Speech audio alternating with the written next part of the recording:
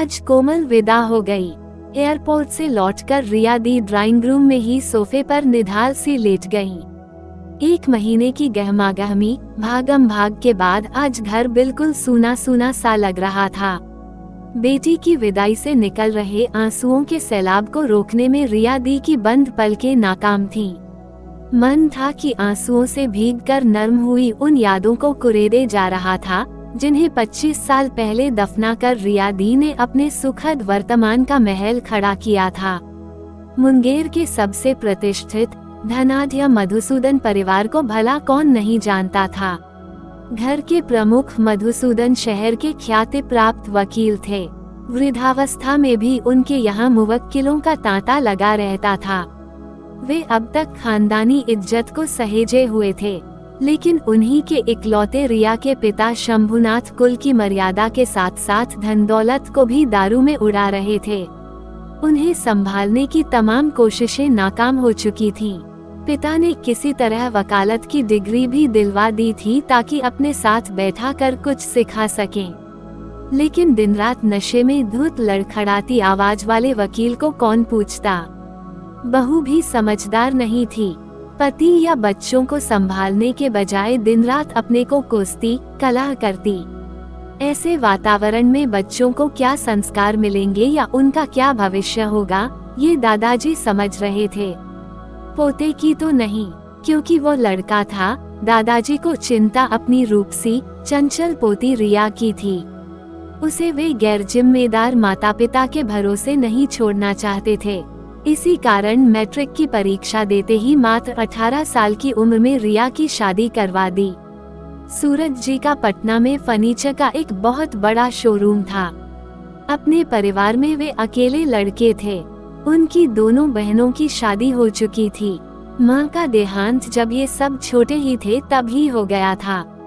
बच्चों की परवरिश उनकी बाल विधवा चाची ने की थी। शादी के बाद रिया भी पटना आ गई। रिजल्ट निकलने के बाद उनका आगे की पढ़ाई के लिए दाखिला पटना में ही हो गया। सूरज जी और रिया में उम्र के साथ साथ स्वभाव में भी काफी अंतर था। जहां रिया चंचल, बातूनी और मौजमस्ती करने वाली थीं, वहीं सूरज जी शांत और गंभीर स्वभाव के थे।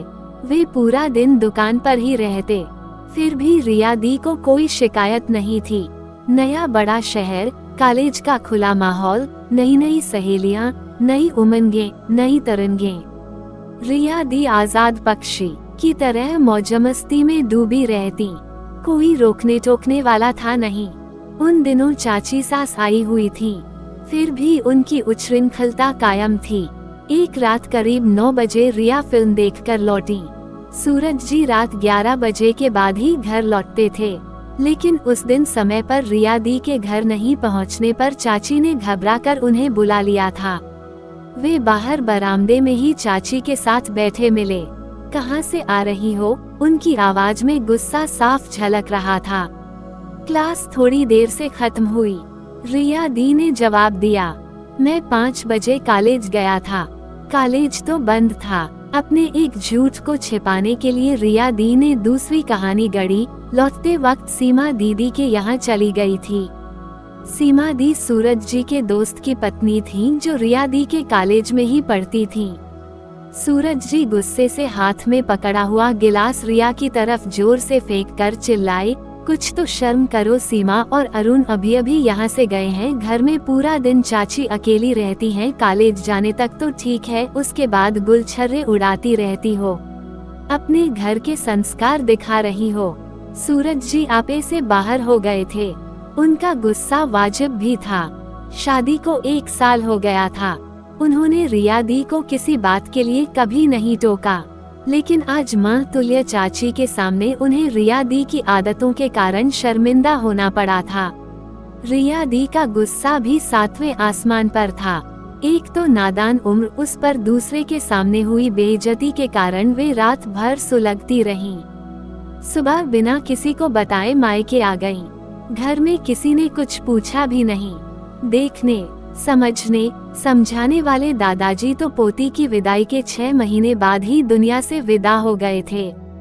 सूरज जी ने जरूर फोन करके उनके पहुंचने का समाचार जान लिया। फिर कभी फोन नहीं किया। 3-4 दिनों के बाद रिया दी ने माँ से उस घटना का जिक्र किया, लेकिन माँ उन्हें समझाने के बजाय और उकसाने लगी। क्या समझाते हैं, हाथ उठा दिया, केस ठोक देंगे तब पता चलेगा। शायद अपने दुखद दाम्पत्य के कारण बेटी के प्रति भी वे कूरा हो गई थी। उनकी ममता जोड़ने के बजाय तोड़ने का काम कर रही थी। रिया दी अपनी विगत जिंदगी की कहानी अक्सर टुकड़ों टुकड़ों में बताती रहती। मुझे आज भी जब अपनी नादानियां याद आती हैं तो अपने से ज्यादा माँ पर क्रोध आता है। मेरे 5 अनमोल साल माँ के कारण मुझसे छिन गए, लेकिन शायद मेरा कुछ भला ही होना था और वे फिर यादों में खो जाती। इंटर की परीक्षा करीब थी।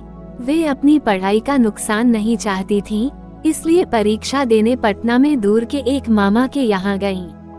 वहाँ मामा के दानव जैसे 2 बेटे अपनी तीखी निगाहों से अक्सर उनका पीछा करते रहते।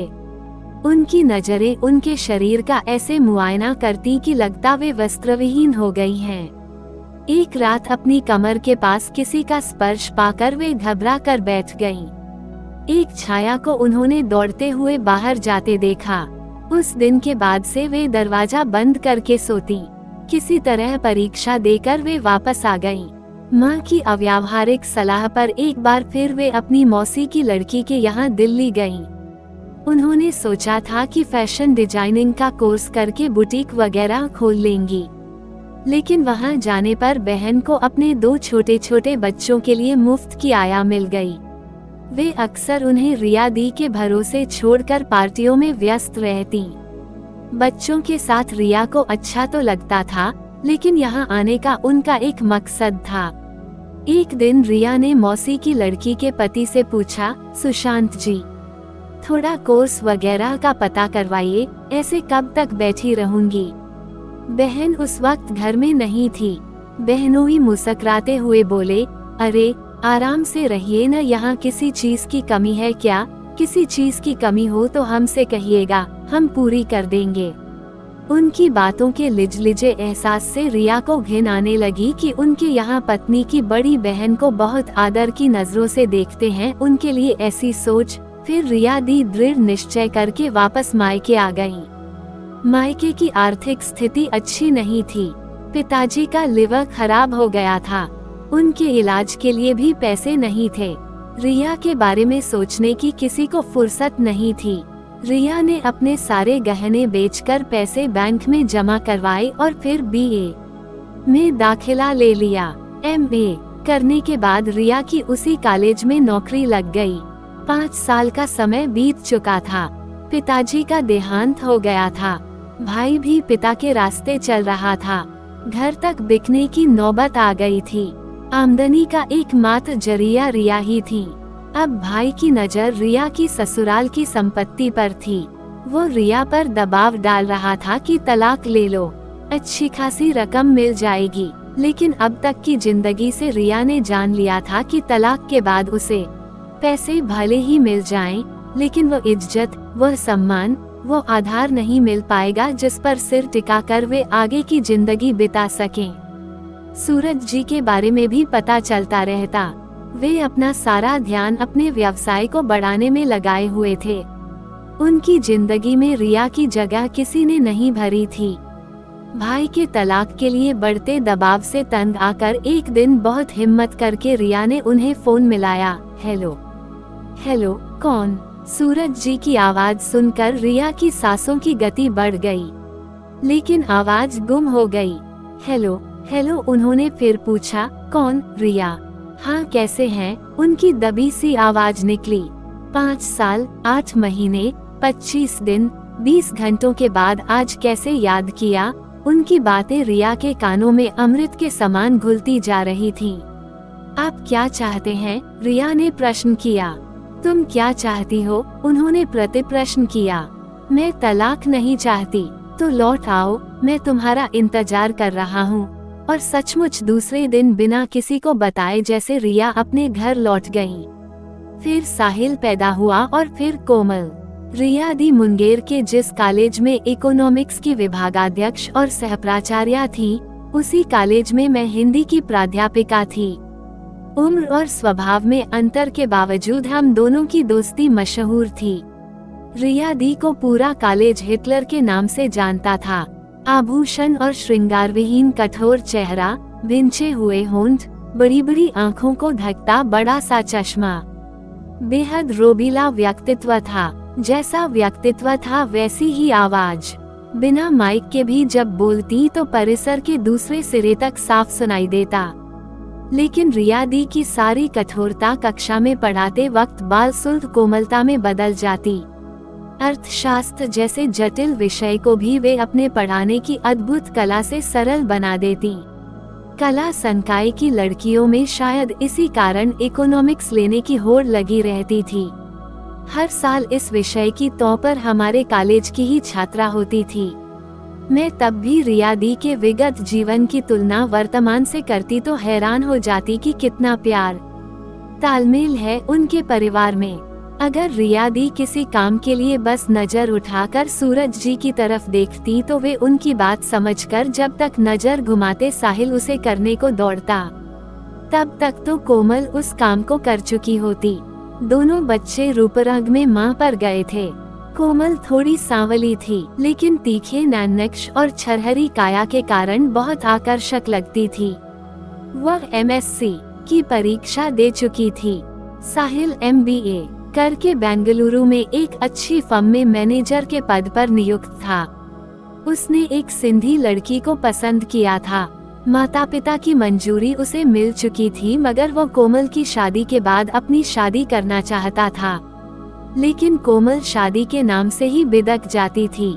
शायद अपनी मां के शुरुआती वैवाहिक जीवन के कारण उसका शादी से मन उचट गया था।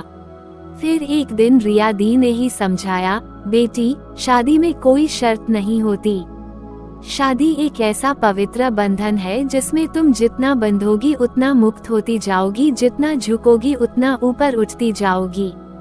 शुरू में हम दोनों अपने अपने अहम के कारण अड़े रहे तो खुशियां हमसे दूर रहीं।